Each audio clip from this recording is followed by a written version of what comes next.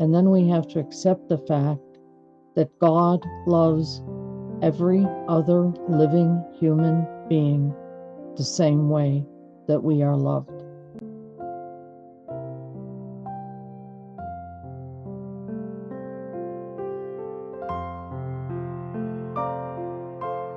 My name is Reverend Connie Seifert, and I am a United Methodist pastor at Corning First United Methodist Church in Corning, New York. I'll be preaching on the Beatitudes from the Gospel of Matthew this week, and I just want to read the Beatitudes themselves. Blessed are the poor in spirit, for theirs is the kingdom of heaven. Blessed are those who mourn, for they will be comforted. Blessed are the meek, for they shall inherit the earth. Blessed are those who hunger and thirst for righteousness, for they will be filled. Blessed are the merciful, for they will be shown mercy. Blessed are the pure in heart, for they will see God. Blessed are the peacemakers, for they will be called children of God. Blessed are those who are persecuted because of righteousness, for theirs is the kingdom of heaven. And blessed are we when people insult us and persecute us and falsely say all kinds of evil against us because of Jesus. I don't take much comfort from seeing persecution as a blessing, but I do understand what Jesus is talking about here. This set of Beatitudes is a sequel to the Ten Commandments from the Old Testament.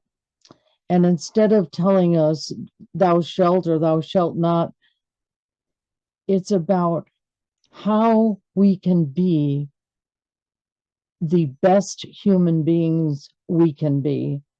And it's not something we can do on our own. It's a community that we need to create.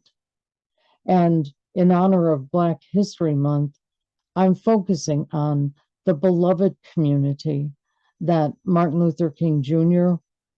was he was preaching all the time, and Howard Thurman actually created in the church that he served.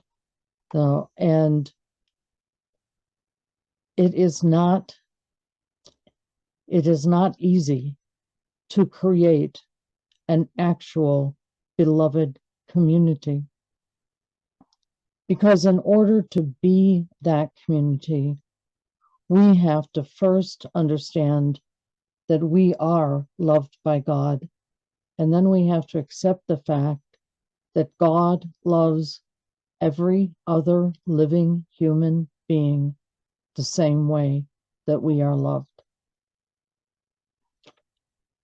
It means we have to figure out how to sit down at a table and have a conversation sometimes with our enemies. It means we have to be able to speak honestly and from the heart about what wounds we are carrying and what wounds need to be healed. And sometimes that means trying to talk to the person who actually inflicted them, intentionally or otherwise. Beloved community isn't this simple happily ever after reality that we just get to have because we love God and we understand Jesus' command to love one another.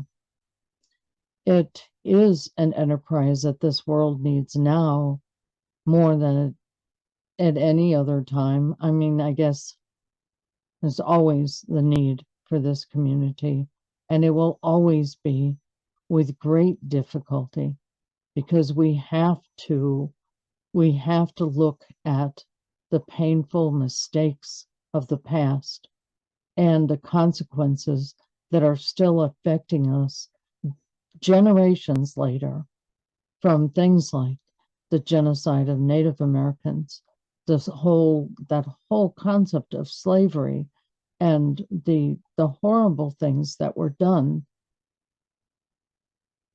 We have to talk about it. We have to be able to see that woundedness and to talk about it and to find ways to walk through it, through some kind of healing process in order to be the beloved community. I close with a quote from Howard Thurman. He says, "The term beloved community has a soft and sentimental ring. It conjures an image of tranquility, peace, and the utter absence of struggle and of all things that irritate and disturb. But beloved community is far from such a utopian surmise. Disagreements will be real and germane to the undertaking of becoming at home in our world under the eaves of our brothers and sisters' house." It's a bold vision, and we have to still be willing to sit down at the table and answer questions that we'd much rather ignore. But if we are going to be faithful to the call from Jesus, then we must keep on trying to create the beloved community, to understand it's what Jesus is talking about when he says the kingdom of heaven in this gospel. It's a place where everyone comes to the table as an equal, and everyone knows they are loved by God. I don't know how we're going to do it. I only know that we must keep trying.